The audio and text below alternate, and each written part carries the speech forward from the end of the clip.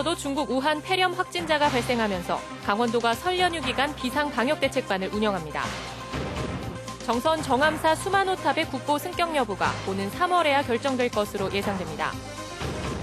고급 어종인 대문어에 대한 인공양식 연구가 진행되고 있지만 생육에 필요한 먹이를 찾지 못해 한계를 보이고 있습니다. 문화체육관광부의 관광 거점 도시 1차 관문을 통과한 강릉시가 내일 최종 심사를 받습니다. 이달 말이나 다음 달 초 결과가 발표될 예정입니다. 여러분 안녕하십니까? 뉴스데스크 강원입니다. 국내에서도 중국 우한 폐렴 확진자가 발생한 가운데 강원도가 이에 대비해 비상방역 대책반을 운영합니다. 강원도는 중국 우한 폐렴 환자 발생에 대비해 설 연휴 기간 강원도와 시군청 등 80명으로 구성된 비상방역 대책반을 운영한다고 밝혔습니다.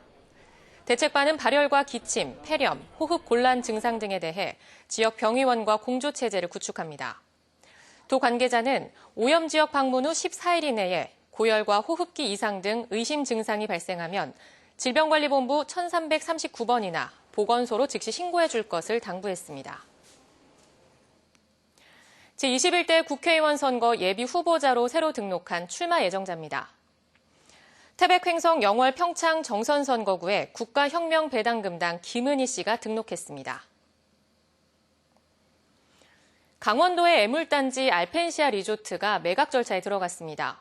강원도와 해외 국제금융 컨소시엄이 자산 실사를 하기로 약속했는데 양측 모두 알펜시아 매각 작업이 사실상 거의 마무리된 상태라고 입장을 밝혔습니다. 이재규 기자가 취재했습니다.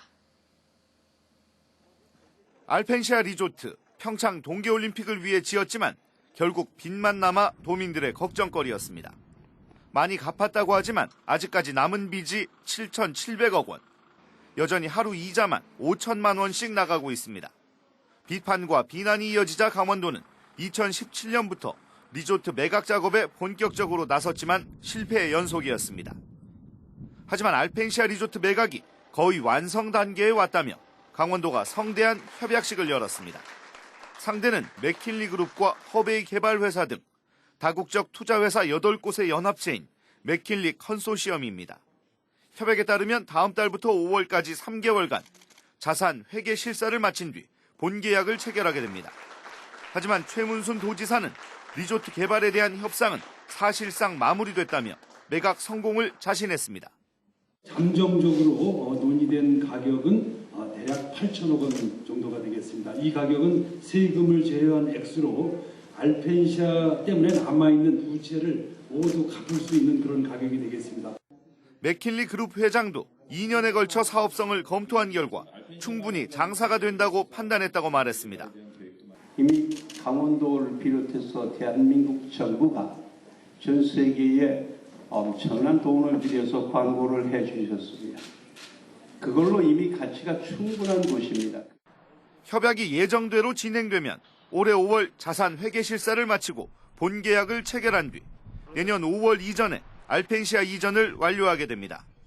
맥킨리 측은 알펜시아 부지에 기존 리조트 시설뿐 아니라 사계절 워터파크와 최첨단 테마파크도 설치할 계획이라고 밝혔습니다.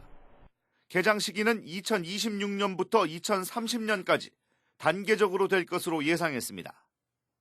방문객 수는 기존 연간 약 100만 명 수준에서 10배수인 1,000만 명 이상으로 방문할 것으로 기대하고 있습니다. 강원도와 맥킨리 양측 모두 매각에 대한 이견이 없는 것으로 확인됐지만 실사 결과 해외 투자금을 유치하지 못할 가능성이 완전히 배제된 것은 아닙니다. 된다 하며 결국 실패했던 과거가 반복되지 않기를 도민들은 바라고 있습니다. 강원도는 알펜시아 매각 대금이 최소 8천억 원 이상이 될 것이라고 밝혔습니다. 이번에는 그 약속이 지켜질지 궁금합니다. MBC 뉴스 이재규입니다.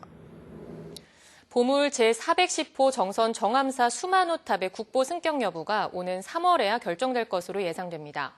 지난해 진행된 실사 보고서가 제출되면 문화재청의 심의를 거쳐 국보 승격이 판가름 납니다. 배현한 기자가 보도합니다.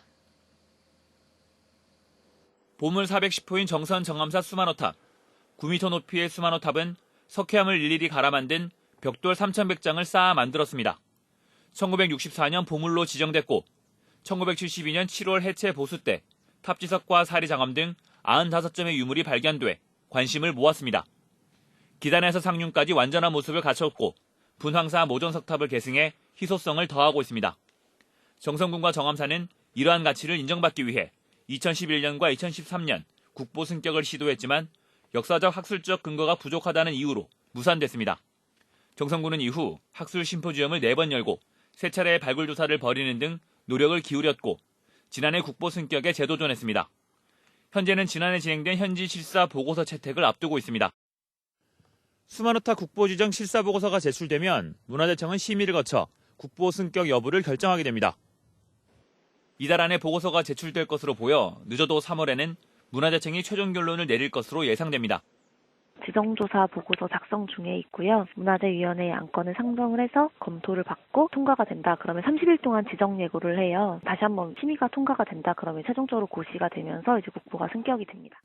지역에서는 수마노탑의 국보 승격을 위한 문화재적 가치가 충분하고 군민과 불교계의 염원도 큰 만큼 국보 승격에 기대를 걸고 있습니다. 심의 결과를 낙관하기에는 좀 이른 감이 있기 때문에 조심스럽게 전망은 하고 있는데 여러 면에서 긍정적인 평가가 많이 있기 때문에 좋은 결론이 날 것으로 기대되고 있습니다. 강원도에는 현재까지 11건의 국보가 지정돼 있어 수마노탑이 국보로 승격될 경우 도내 12번째 국보가 됩니다. MBC 뉴스 배현환입니다. 대문어는 강원 동해안에서 어획고 1, 2위를 달리는 고급 어종이지만 갈수록 어획량이 줄고 있습니다. 자원 회복을 위해 인공양식 연구까지 진행되고 있는데 다각적인 방안이 필요합니다. 김영호 기자입니다.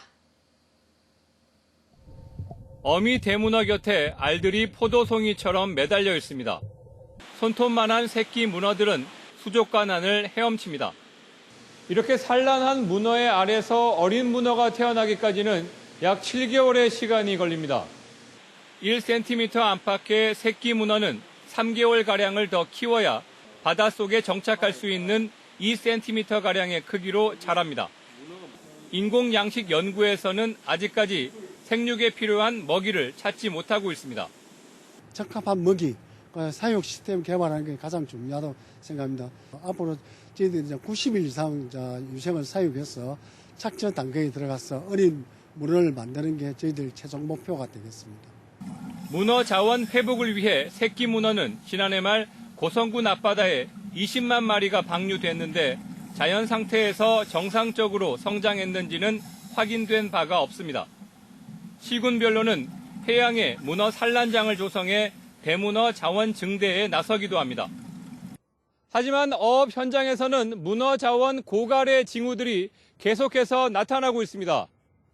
대문어는 최대 30kg까지 자라는데 최근 들어 1kg 이하의 어린 상태에서 잡히는 비율이 높아지고 있습니다. 강원과 경북 동해안의 대문어 어획량은 지난 2010년 3,600톤에서 2017년 4,700톤으로 최고를 기록한 뒤 2018년에는 급감했습니다. 어획 강도를 낮추는 등의 보다 현실적인 방안 도입이 필요한 이유입니다. 이번에 이제 개정되는 수산자원관리법 시행령 거기에서 문어 자원의 어떤 휴업이라든가 금지 체중을 상향시키는 이런 방법들을 지금 저희들이 강구하고 있습니다. 대문어는 현재 400g 이하는 잡을 수 없는데 정부는 자원 회복을 위해 포획 금지 체중 기준을 최대 1kg까지 올리는 방안을 검토하고 있습니다. MBC 뉴스 김영호입니다. 지난해 원주 모 중학교에서 학급 배정표가 사전에 유출되면서 논란이 일었습니다. 몇 차례 비슷한 사건이 있었지만 학생만 징계하고 배정표 관리교사는 처벌에서 빠져 학생에게만 책임을 지우는 건 아닌지 지적이 있어 왔는데요. 교사와 학교에도 잘못이 있다는 교육당국의 판단이 나왔습니다. 황구성 기자입니다. 이 학교 학생회장이었던 A군이 회장직을 박탈당한 건 지난해 3월입니다. 작년 1월 겨울방학 기간 아무도 없는 교무실에 들어가 교사들이 평소 들고 다니던 열쇠를 발견해 사물함을 열고 학급 편성표를 유출한 일로 징계를 받았기 때문입니다.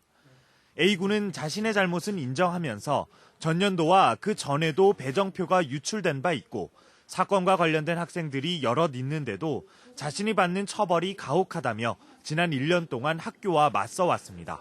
처벌 조항이라던가를 전혀 고려를 안 하시고 뭔가 뭐든지 하신다는 게 좀 되게 충격적이었고, 기본적으로 좀 맞고 틀린 게 있다고 생각했는데 그런 게 없구나. 학교 측은 이전에도 배정표가 유출된 건 맞지만 잘못은 교칙을 위반한 학생들에게 있다며 관리 교사들은 처벌하지 않았습니다. 결국 A군은 유은혜 교육부 장관을 상대로 진정을 냈고 교육부는 강원도 교육청에 진상조사를 지시했습니다. 강원도 교육청은 학교 측에도 관리 소홀에 대한 책임이 있다고 판단했습니다. 학교에는 기관 경고를 학교장과 작년, 재작년 문서 담당 교사 등 3명의 학교 관계자들에게 주의 차원에서 인사상 불이익을 주기로 결정한 겁니다. 좀 실수가 좀 있는 것 같다. 이런 데서 앞으로 이제 그런 실수를 좀 하지 마십시오 하는 의미로. 해당 학교는 도교육청의 결정을 받아들인다는 입장을 전해왔습니다. 반박 조치나 혹시 이런 걸 하실 계획이 있으신지? 없죠. 더 이상 2차에서는 그런 게 없는 걸로 알고 있어요. 학생을 징계하면서 교사의 잘못은 외면했던 해당 학교는 상급기관 감사와 교사 처벌은 물론 주의였던 행정처분도 경고로 강화됐습니다. MBC 뉴스 황구선입니다.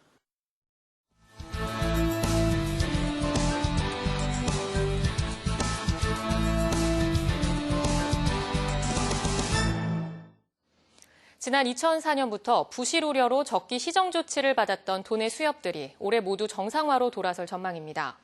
수협중앙회에 따르면 도내 9개 수협 가운데 대포 수협이 지난해 초 적기 시정 조치에서 해제됐고 삼척 수협도 자기 자본 비율 2%를 넘어 올해 상반기 적기 시정 조치를 벗어날 가능성이 높습니다. 하지만 도내 3개 수협은 여전히 자기 자본 잠식 상태라 출자금 배당과 환급을 할 수 있는 정도는 아닌 것으로 알려졌습니다. 문화체육관광부의 관광 거점도시 육성 공모 사업에 강릉시가 1차 선정된 가운데 내일 마지막 심사 과정이 진행됩니다. 강릉시는 1차 서류 심사와 2차 현장 심사를 마친 데 이어 내일 서울 국립현대미술관에서 문화체육관광부와 심사위원들을 대상으로 PPT 발표와 질의응답으로 이뤄진 3차 평가를 진행할 계획입니다. 지역 관광 거점도시 1차 심사 통과 지역은 강릉시를 비롯해 충북 청주시와 경북 경주시 등 전국 9곳이며 다음 달쯤 4곳이 최종 선정됩니다.